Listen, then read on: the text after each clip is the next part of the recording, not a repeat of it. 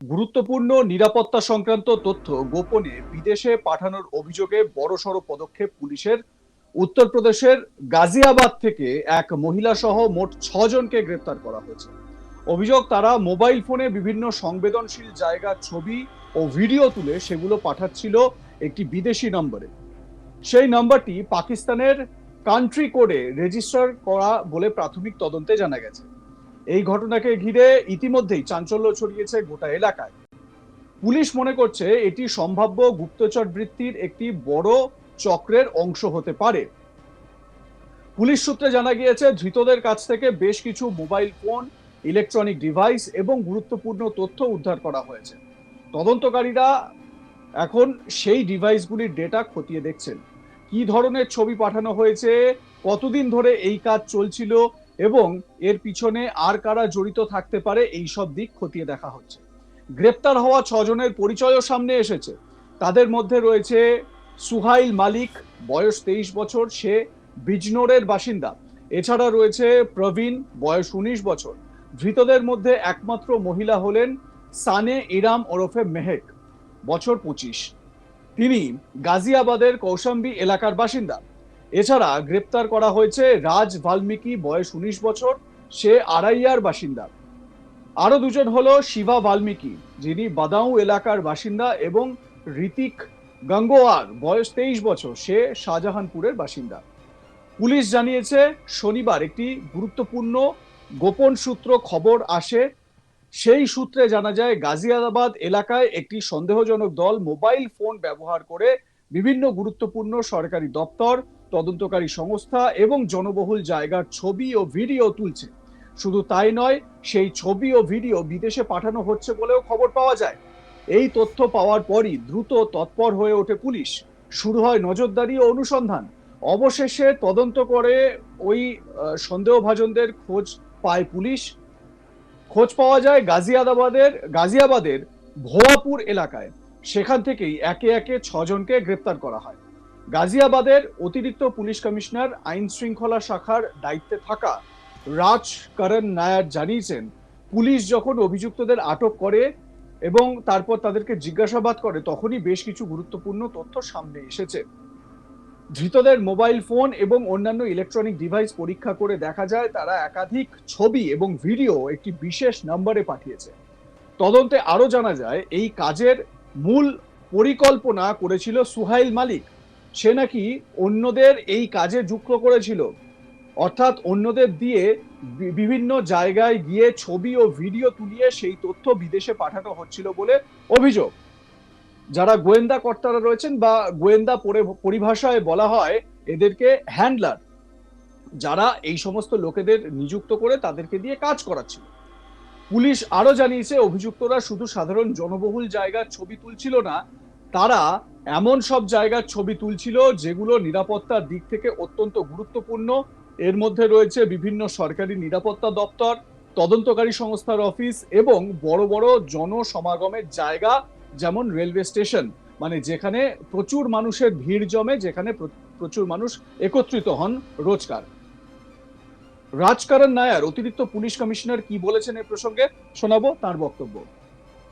जनपद गाजियाबाद के थाना क्षेत्र कौशाम्बी में सूचना संकलन के क्रम में एक सूचना प्राप्त हुई थी कि कुछ लोगों के द्वारा कुछ महत्वपूर्ण स्थान जैसे कि रेलवे स्टेशन, सुरक्षा बल के ठिकाने इत्यादि की फोटो वीडियो लेकर के अन्य नंबरों पर भेजी जा रही है। इसी सूचना के क्रम में कार्य करते हुए कौशाम्बी पुलिस के द्वारा 5 अभियुक्तों को गिरफ्तार किया गया, जिनके पास से मोबाइल बरामद, मोबाइल फोन व पूछताछ में जानकारी प्राप्त हुई कि इन लोगों को सोहेल नामक व्यक्ति के द्वारा कुछ पैसों का लालच देकर के पैसे के एवज में इनसे यह कार्य करवाया जाता था, जिसके क्रम में यह महत्वपूर्ण जगह जैसे कि रेलवे स्टेशन व सुरक्षा बल के ठिकानों की लोकेशन, फोटोज व वीडियोज इनके द्वारा बनाई जाती थी और अन्यत्र नंबरों पर भेजी जाती थी। उसी एक क्रम में इनके मोबाइल से कुछ विदेशी नंबरों से चैट्स भी बरामद हुई हैं एवं इनकी गैलरी में कुछ वीडियोज व फोटोज प्राप्त हुई हैं, जो जिसमें इनकी आपराधिक गतिविधियां एवं यह इन महत्वपूर्ण जगहों की फोटोज व वीडियोज थी। इन्हीं की पूछताछ के क्रम में इनके द्वारा इनकी एक सह अभियुक्ता के बारे में बताया गया, महक पत्नी फैजान, उसको भी पुलिस के द्वारा गिरफ्तार किया गया। गिरफ्तार सभी 6 अभियुक्तों से पुलिस के द्वारा पूछताछ की जा रही है। उपरोक्त मामले में ऑफिशियल सीक्रेट्स एक्ट एवं बीएनएस की सुसंगत धाराओं में मुकदमा थाना कौशाम्बी में मुकदमा पंजीकृत किया गया एवं इनको माननीय न्यायालय के समक्ष प्रस्तुत किया जाएगा। आगे जो भी विवेचनात्मक कार्रवाई होगी उससे आप लोगों को अवगत करवाया जाएगा। তদন্তকারীরা মনে করছেন এই ধরনের তথ্য বা ছবি যদি বিদেশে পৌঁছে যায় তাহলে তা দেশের নিরাপত্তার পক্ষে অত্যন্ত বিপজ্জনক হতে পারে। কারণ এসব জায়গার ছবি বা ভিডিও ব্যবহার করে ভবিষ্যতে কোনো নাশকতার পরিকল্পনা করা হতে পারে। এই ঘটনার তদন্তে আরেকটি চাঞ্চল্যকর তথ্য সামনে এসেছে। পুলিশ জানিয়েছে অভিযুক্তরা দিল্লিতে একটি সৌরশক্তি চালিত সিসিটিভি ক্যামেরাও বসিয়েছিল। সেই ক্যামেরার মাধ্যমেও নাকি নজরদারি চালানো হচ্ছিল বলে সন্দেহ করা হচ্ছে। কেন এই ক্যামেরা বসানো হয়েছিল এবং তার মাধ্যমে কি ধরনের তথ্য সংগ্রহ করা হচ্ছিল তা খতিয়ে দেখছেন তদন্তকারীরা।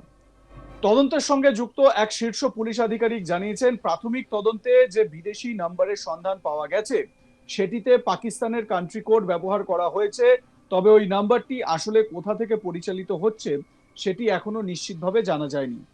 পুলিশ এখন সেই নাম্বারের উৎস খুঁজে বের করার চেষ্টা করছে। প্রযুক্তিগত বিশ্লেষণের মাধ্যমে জানার চেষ্টা চলছে নাম্বারটি আসলে পাকিস্তান থেকেই পরিচালিত হচ্ছে কিনা নাকি অন্য কোনো দেশ থেকে সেটি ব্যবহার করা হচ্ছে।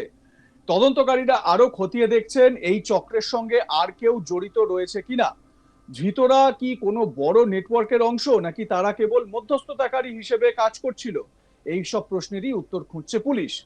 এছাড়া অভিযুক্তরা কতদিন ধরে এই কাজ করছিল, তারা এর বিনিময়ে কোনো অর্থ পাচ্ছিল কিনা এবং বিদেশি নাম্বারের সঙ্গে তাদের কি ধরনের যোগাযোগ ছিল এসব বিষয়ও খতিয়ে দেখা হচ্ছে। পুলিশের অনুমান এই ধরনের গুপ্তচর বৃত্তির কাজ সাধারণত একা কেউ করে না, এর পেছনে অনেক সময় বড় কোনো চক্র বা সংগঠন কাজ করে। তাই ধৃতদের জিজ্ঞাসাবাদ করে আরো তথ্য পাওয়ার চেষ্টা চলছে। এদিকে এই ঘটনার পর থেকে নিরাপত্তা সংস্থাগুলিও সতর্ক হয়ে উঠেছে। বিশেষ করে গুরুত্বপূর্ণ সরকারি দপ্তর, তদন্তকারী সংস্থা এবং জনবহুল জায়গাগুলিতে নজরদারি আরো বাড়ানো হয়েছে। বিশেষজ্ঞদের মতে বর্তমান সময়ে স্মার্টফোন এবং ইন্টারনেটের সহজলভ্যতার কারণে গুপ্তচর বৃত্তির ধরন অনেকটাই বদলে গেছে। আগে যেখানে বড় বড় যন্ত্রপাতি ব্যবহার করা হতো, এখন সেখানে একটি সাধারণ মোবাইল ফোন দিয়েই অনেক সংবেদনশীল তথ্য সংগ্রহ করা সম্ভব হয়। এই কারণেই নিরাপত্তা সংস্থাগুলি এখন সাধারণ মানুষের কাছেও সচেতন থাকার আবেদন জানাচ্ছে। কোনো সন্দেহজনক ব্যক্তি যদি গুরুত্বপূর্ণ জায়গার ছবি বা ভিডিও তুলতে থাকেন এবং সেটা যদি আপনারা দেখেন তাহলে দ্রুত পুলিশকে খবর দেওয়ার পরামর্শ দেওয়া হচ্ছে। এছাড়াও যদি আপনার পাড়ার, আপনার বাড়ির আশপাশে যদি দীর্ঘদিন ধরে যে পরিস্থিতি চলছে বা দীর্ঘদিনের যে ছবি তার যদি অন্যথা হয়, যদি নতুন কিছু সন্দেহজনক আপনাদের চোখে পড়ে তাহলে অবশ্যই স্থানীয় থানায় খবর দিন, পুলিশকে ইনফর্ম করুন। সব মিলিয়ে গাজিয়াবাদের এই ঘটনায় বেশ কয়েকটি গুরুত্বপূর্ণ প্রশ্ন সামনে এসেছে। দেশের সংবেদনশীল জায়গাগুলির নিরাপত্তা কতটা সুরক্ষিত, কিভাবে এই ধরনের তথ্য বিদেশে পৌঁছে যাচ্ছে, এর পিছনে কোনো বড় আন্তর্জাতিক চক্র রয়েছে কিনা, এইসব প্রশ্নের উত্তর খুঁজছে তদন্তকারী সংস্থাগুলি। আপনাদের মতামতের বিষয় জানাতে ভুলবেন না। দেখতে থাকুন আজ তাক বাংলা, সাবস্ক্রাইব করুন আমাদের ইউটিউব চ্যানেলটি।